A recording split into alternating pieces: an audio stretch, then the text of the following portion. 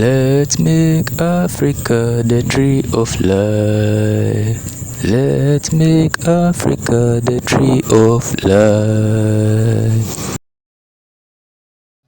Hello, welcome to Josh Moment. So in today's episode, we'll be looking at the history of Pan-Africanism. So I know this is a topic many people want to know more about. So if you are new to this channel, hey, come up. Let's hit 10,000 subscribers. It's been almost 3 years on YouTube, and at least let's celebrate our third year with the 10,000 subscribers. Anyway, so if you are new to this channel, don't forget to subscribe to the channel, like, and share this video. So without much ado, let's get underway with today's episode.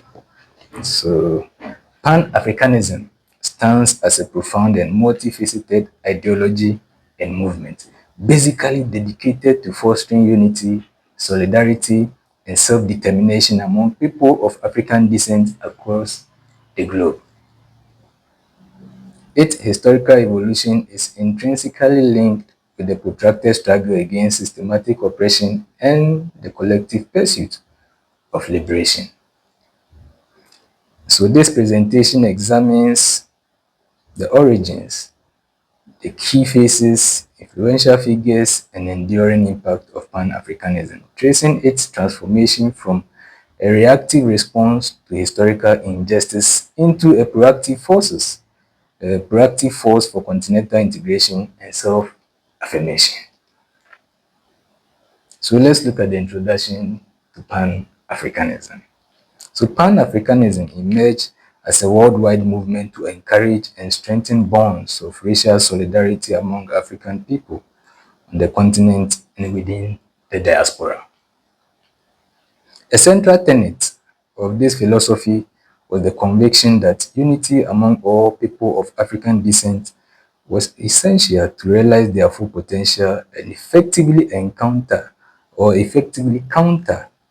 the pervasive problems of white supremacy, which manifested through slavery, colonialism, and apartheid. The movement consistently emphasized the development of political awareness and cultural consciousness rooted in racial pride, which was deemed crucial for challenging dehumanization, exploitation, and racist ideologies. Its core principles have consistently revolved around solidarity, liberation, economic empowerment, self-determination, cultural affirmation, and sustained resistance to racism, oppression, and exploitation. Throughout history, Pan-Africanism has manifested in diverse forms, including political alliances, economic ties, cultural movements, and academic and social networks, continuously evolving in response to contemporary challenges. So a significant goal has been the political unity of Africa, often envisioned as the United States of Africa. The origins of Pan-Africanism are traceable to the earliest form of African resistance against enslavement and colonization, spanning from rebellion on slave ships to plantations, uprising, and the Back to Africa movement of the 19th century. Philosophically, its roots extend to the late 1700s, evident in the abolition movement in both the United States and Britain. So early literary foundations were laid by former slave and British writers such as Otuba Kuguano and Olaudah Equiano. So the concept of negritude, articulated by figures like Leopold Sedar Senghor, emerged as a distinct intellectual current that powerfully refuted the notion of black inferiority. So Pan-Africanist ideals gained prominence in the late 19th century as a direct response to European colonization and exploitation of Africa, specifically challenging the negative and unfounded categorization of African race, culture, and values that underpin these oppressive systems. The movement's broader political concept is deeply rooted in the collective experiences of African descent in the New World, where Africans assumed greater significance due to perceived futility of their campaign for racial equality in their immediate environment. So the emergence of Pan-Africanism can be understood as having a dual genesis. It was both a reactive and proactive force. Its reactive dimension was born out of the necessity to resist and overcome the historical injustices of slavery and colonialism, as evidenced by its origins in struggles against enslavement and exploitations. Simultaneously, the movement possessed a proactive drive towards self-affirmation, collective development, and the construction of a shared future, focusing on fostering cultural consciousness, racial pride, and a positive identity along the ambitious vision of a United States of Africa. This inherent duality, reacting to historical wrongs while simultaneously building positive collective identity and future, explains its enduring relevance and adaptability across diverse historical contexts, inspiring both resistance and nation-building efforts. So let's look at some of the early intellectuals of Pan-Africanism.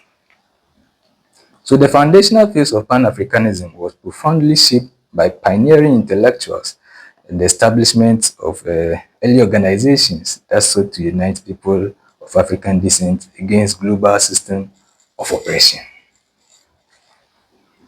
So early proponents of Pan-Africanism included Martin Delany and Alexander Crammell, African-American pioneers who highlighted the imperative for Black people to return to Africa to establish a unified nation. Their vision was often imbued with a Christian missionary zeal, as they believed that the new world Africans should return to convert and civilize the inhabitants there.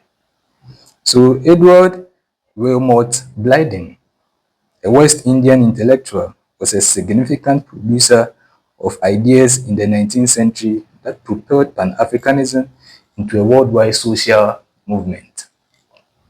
His contributions focus on global Black unity, racial equality, and crucial legitimization of African histories and cultures.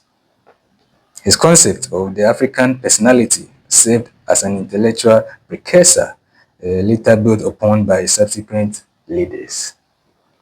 Henry Sylvester Williams, a Trinidadian barrister, played a pivotal role by forming the African Association in London in 1897, specifically to foster Pan-African unity, particularly across British colonies.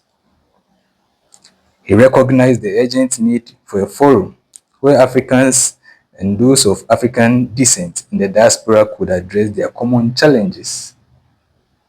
In 1900, he organized the first Pan-African meeting, bringing together opponents of colonialism and racism for an international gathering. So we have W.E.B. Du Bois, a prominent African-American activist, was instrumental in organizing a series of Pan-African congresses, beginning with his proposal for the formation of Pan-African Congresses in 1919. He significantly shaped Pan-African thought, influencing early leaders of post-colonial African nation-states. His collaboration extended to co-organizing the pivotal Fifth Pan-African Congress in 1945 in Manchester. His profound observation, the problem of the 20th century is the problem of the color line, became a defining statement for the struggle for racial equality. Also, we have Marcus Garvey, which many people know. Okay, so Marcus Garvey was an early and influential proponent of Pan-Africanism. He founded the Universal Negro Improvement Association in Jamaica in 1914. So the Universal Negro Improvement Association aimed to achieve black nationalism through the celebration of African history and culture and actively supported the Back to Africa movement. He also initiated economic ventures like the Black Star Line to foster African trade. Garvey advocated for black economic independence and controversially racial separatism. His powerful slogan, Africa for the Africans, encapsulated his vision for black self-rule. Early figures in Pan-Africanism presented a picture of aspiration revealing an interplay of return and reclamation. Delaney and Cramell openly advocated for a physical return to Africa, often linked to a civilizing mission. Garvey also strongly championed a literal Back to Africa movement. In contrast, figures like Blyden and Dubois focused more on intellectual and cultural reclamation, legitimizing African histories and culture, challenging racist narrative, and fostering collective identity and pride that could both exist on the continent and within the diaspora, irrespective of physical relocation. So this foundational tension between advocating for a literal return to Africa and emphasizing a psychological and cultural reclamation of African identity and heritage shaped subsequent debate within the movement. It highlights the recognition that liberation could manifest both through physical repatriation and through cultivation of a strong positive identity, whereas people of African descent resided. So wherever people of African descent resided. So the formation of early associations was critical to the movement consolidation. The African Association, established by Henry Sylvester William in London around 1897, served as a crucial precursor. Following the success of the 1900 conference, this association was formally converted into the Pan-African Association, signifying a more permanent organization structure for the movement. Marcus Garvey Universal Negro Improvement Association, founded in 1914, became a significant mass movement promoting Pan-Africanist ideals, particularly in the United States and the Caribbean. A significant understanding from this period is the emergence of Pan-Africanism as a comprehensive challenge to global white supremacy. So Pan-Africanist ideals emerged in the late 19th century as a direct response to European colonization and exploitation, specifically challenging the negative and unfounded categorization of the race, culture, and value of the African people that underpinned slavery and colonialism. So the movement aimed to counter the dehumanization and exploitation of the African people and to challenge the global white supremacist ideology that underpinned these practices. So let's look at some of the Pan-African congresses that were held. So first we'll look at the 1900 Pan-African Congress. That was the first time the Pan-Africanists held their Congress. So let's look at the 1900 Pan-African Congress. So held in London's Westminster Hall from July 23rd to July 25th, 1900, the first Pan-African Congress or conference aimed to achieve three primary objectives: to bring people of African descent worldwide into closer contact, to inaugurate plans for more friendly relations between Caucasian and African races, and to initiate a movement to secure full rights for African races in civilized countries while promoting their business interests. So the conference culminated in several significant resolutions.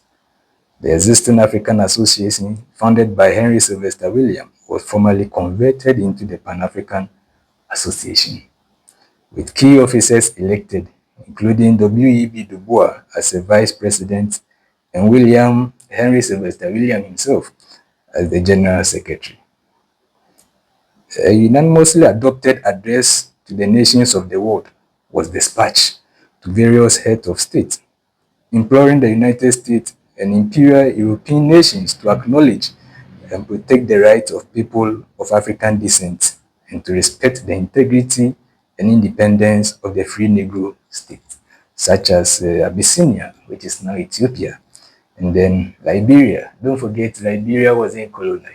It was created by the US to bring free slaves. So the slaves who wanted to return back to Africa were brought to Liberia. So Liberia wasn't colonized. So further, a delegate petitioned Queen Victoria through the British government to investigate specific injustices against Africans in South Africa and Rhodesia, now Zimbabwe, including the degrading compound labor system, legalized bondage, compulsory labor, the pass system, segregationist bylaws, and difficulties in acquiring property and franchise. So this conference holds immense historical significance as the first time in history Black people had gathered from all parts of the globe to discuss and improve the condition of their race, to assert their rights and organize. It marked a pivotal moment for the collective assertion of rights on the global scale. Crucially, the address to the nations of the world contained the seminal phrase, "The problems of the 20th century is the problem of the color line." Later famously adopted by W.E.B. Du Bois, which became a defining statement for the struggle for racial equality. Conference is also considered the birthplace of African American feminism, largely due to the crucial role played by Executive Committee member Anna J. Cooper. While specific injustices persisted, the conference successfully brought them to international attention. Its establishment of the Pan-African Association laid the essential groundwork for future Pan-African Congresses and represented an early stage in the beckoning anti-colonialist movement. So now, that was the first Pan-African Congress, which was held in 1900. So let's look at the famous 1945 Manchester Pan-African Congress. So the Manchester Pan-African Congress marked a shift in the Pan-African movement. Unlike its predecessors, which were predominantly led by members of African diaspora, this meeting saw a significant increase in representation from the African continent itself. It was dominated by delegates directly from the African continent or residing or studying in Britain. Okay, from the African continent who were residing or staying in Britain for study purposes. So it attracted strong support from workers, trade union, radical students. So this represented a clear move from merely seeking to ameliorate colonial conditions by middle-class intellectuals to adopting a more radical and assertive stance. The Congress was notable for bringing together a new generation of African leaders who would later play instrumental roles in the decolonization of their respective nations. And this included Hastings Banda, Kwame Nkrumah, and Jomo Kenyatta, all of whom became first presidents of their newly independent countries. So occurring at the end of the World War II, a time when vast population lived under imperial rule without basic freedom, the Congress adopted a militant tone. It unequivocally demanded decolonization and issued strong condemnation of imperialism, racial discrimination, and capitalism. Key discussions included the color problem in Britain, addressing unemployment among Black youth, mixed-race children, and racial discrimination. Imperialism in North and West Africa, also demanding independence, with Kwame Nkrumah advocating for revolutionary methods. Oppression in South Africa, addressing inequalities. The East African picture, focusing on land issues and working conditions. Ethiopia and the Black Republics, discussing external control and UN assistance.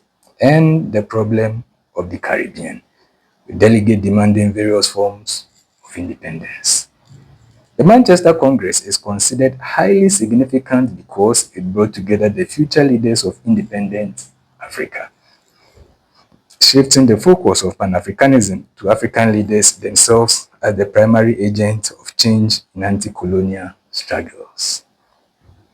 It inspired liberation movements across the continent, with many delegates returning home to actively fight colonialism, often with support from the Ghanaian government. That's very interesting. Don't forget, I'm also a Ghanaian. That's why I look so happy. Anyway, let's continue. So the 1900 Pan-African Conference address to the nations of the world and its direct petition to Queen Victoria exemplify a strategy of appealing to existing colonial powers for recognition, protection of rights, and amelioration of conditions. This approach, while groundbreaking for its time, operated largely within the framework of prevailing international order. In stark contrast, the 1945 Manchester Congress explicitly demanded outright independence, condemned imperialism, and saw leaders like Kwame Nkrumah advocate for revolutionary methods to seize power.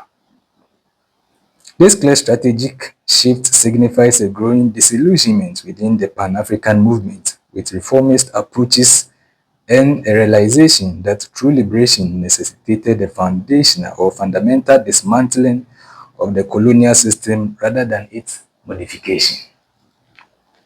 So let's look at Pan-Africanism and the decolonization of Africa, how Pan-Africanism was able to influence the decolonization or independence of the African state. So Pan-African ideals provided a powerful ideology framework that directly influenced and then propelled the decolonization of African countries, subsequently shaping their approaches to nation building in post-independent era. So Ghana's independence in 1957 marked a watershed moment as the first sub-Saharan colony to achieve freedom from colonial rule. This was largely spearheaded by Kwame Nkrumah, who, deeply influenced by radical Pan-African ideologies acquired during his studies abroad, relentlessly fought for Ghana's liberation.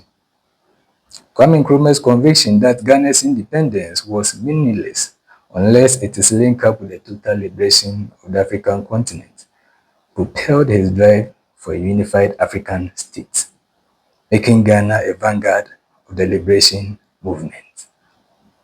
Ghana's successful liberation also served as a profound inspiration for civil rights struggles in the United States, demonstrating the interconnectedness of the global Black liberation efforts. So Jomo Kenyatta, a leading Pan-Africanist, played a central role in spearheading Kenya's independence. While Pan-Africanism in Kenya dates back to the 1920s, Kenyatta actualized its potential within the country. The pervasive issue of land appropriation and exploitative labor conditions under the British colonial rule, coupled with the resistance movements like trade union strike and the Mau Mau uprising, significantly fueled Kenyatta's nationalism and the push for decolonization. Kenyatta aimed to break down tribal barriers and foster unity within Kenya, though his approach was characterized as a conservative Pan-Africanism that prioritized maintaining individual union state politics rather than a broader political union. So Pan-Africanist dialogue provided the essential intellectual foundation for advancing decolonization efforts across the continent. The pivotal 1945 Pan-African Congress, attended by many future African presidents, explicitly demanded the end of colonialism. So that's what makes the 1945 Manchester Pan-African Congress so unique. The significant contributions of Africans to World War One and World War Two, despite being downplayed by colonial powers, fueled their demand for self-determination upon their return. Further, the United Nations 1960 Declaration on the Granting Independence to colonial countries and people formally recognized colonial exploitation as a denial of human rights and advocating for the transfer of power back to colonized territories. So let's look at contemporary Pan-Africanism, current manifestation, challenges, and future prospects. So in the 21st century, Pan-Africanism continues to evolve, adapting a new global dynamics whilst retaining its core principles. The African Union, established in the 2002, succeeded the Organization of African Unity with the intention of achieving greater unity, cohesion, and solidarity among African countries and nations. The AU's mission emphasized accelerating political and socio-economic integration, promoting common African position on global issues, and advancing peace, security, and stability on the continent. It aims for collective economic prosperity, improved national security, preservation of cultural identity, and continental cohesion. The AU's charter includes provision for financial institutions and a peace and security architecture, including the African Standby Forces, signaling a shift towards economic collaboration and peacekeeping beyond the AU's primary focus of eradicating colonialism. So the AU has formalized its commitment to democracy and human rights through instruments like the African Charter on Democracy, Election, and Governance. This was implemented in 2007 and has deployed numerous electoral observation missions. It has also pioneered the principle of non-indifferences towards war, crimes, genocide, and crime against humanity, allowing for legal intervention in sovereign states for gross human rights violation. The AU strive for a united voice on the world stage, establishing strategic partnership and fostering coordination approaches at the United Nations, including the development of the Common African Position on critical regional issues. Economically, contemporary Pan-Africanism promotes cooperation and integration among African nations to foster a more prosperous and self-sufficient continent. Regional economic communities like ECOWAS have played a crucial role in facilitating the free movement of goods, services, and people aiming for economic development. Initiatives such as the Great Green Wall, launched by the African Union in 2007, exemplify a Pan-African vision for sustainable development, aiming to restore degraded land, sequester carbon, and create green jobs across 22 African countries. Despite these advancements, contemporary Pan-Africanism faces significant challenges. The advancement of the Pan-African agenda is, of course, if understood as the undoing of the 19th century colonialism, imperialism, and racism, are evidenced by a 20th century scramble for Africa. New forms of domination and exclusion exert immense pressure, creating a continual struggle between hope and despair. So global powers are competing for Africa's economic, political, and strategic influence, uh, leading to a new scramble for Africa's resources. This external competition, coupled with internal weakness, threatens the AU's commitment to democracy and its ambition for a united voice reminiscent of Cold War rivalries. So internal challenges include the decline in democracy in many parts of Africa, with military coups making a comeback and the AU appearing a backtrack of its anti-coup norm. Conflict persists, making the African Union goal of silence the gangs increasingly difficult. There is a crisis of implementation stemming from a lack of financial resources. 60% of the AU's budget come from foreign donors. How can you make firm decisions when 60% of your budget as an organization comes from foreign donors? Obviously, you go by what they say. Anyway, that's just my opinion. You have yours as well. Please, let's continue. And, uh, and a lack of political power to enforce the decisions. Intellectual and political leadership gaps, the disarray of African universities, and the marginalization of the African academy also hinder progress. Furthermore, the nature of African states as system of patronage often means external relationships are designed to generate funds for these networks, and trading systems are structured for revenue collection rather than true development.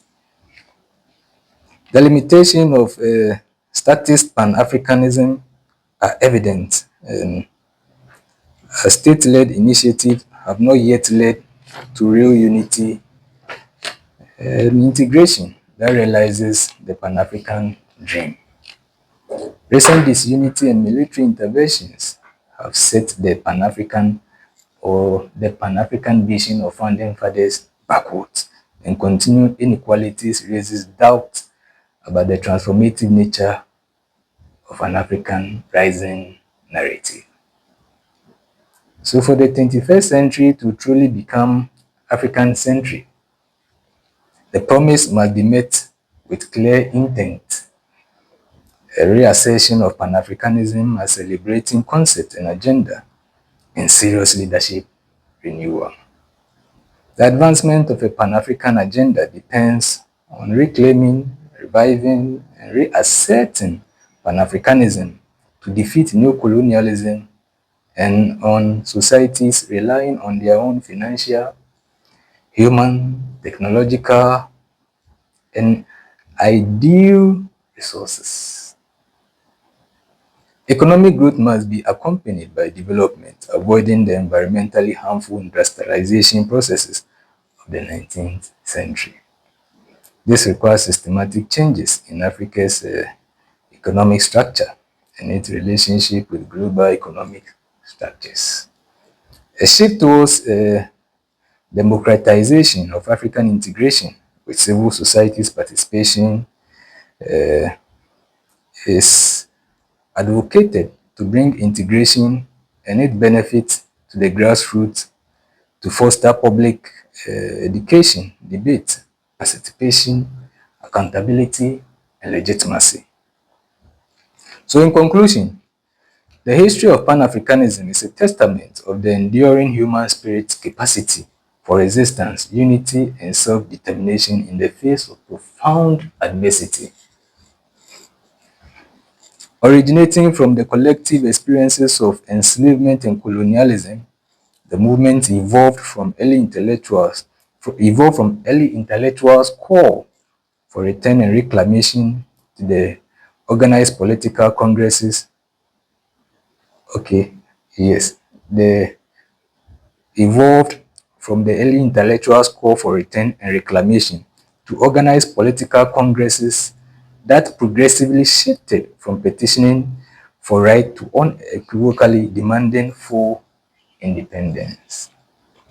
So this evolution underscores a fundamental understanding that true liberation necessitated not merely amelioration of condition, but a complete dismantling of oppressive system. A recurring theme throughout Pan-Africanism trajectory is the complex interplay between the diaspora and the African continent. The diaspora provided the initial intellectual crucible, conceptualizing a unified Africa identity from a global perspective, which then empowered the radicalized continental leaders to spearhead decolonization. Leaders like Kwame Nkrumah, Jomo Kenyatta, Hastings Banda, among others. Nnamdi Azikiwe, among others. However, the transition from colonial rule to independent nation-state presented a profound paradox. The grand Pan-African vision of a unified continent often clashes with the pragmatic realities of inherited colonial borders, diverse internal dynamics, and persistent external economic dependencies. This led to varied approach among Pan-African architects, reflecting an ideological spectrum that, while demonstrating the movement adaptability, also complicated the path to comprehensive integration.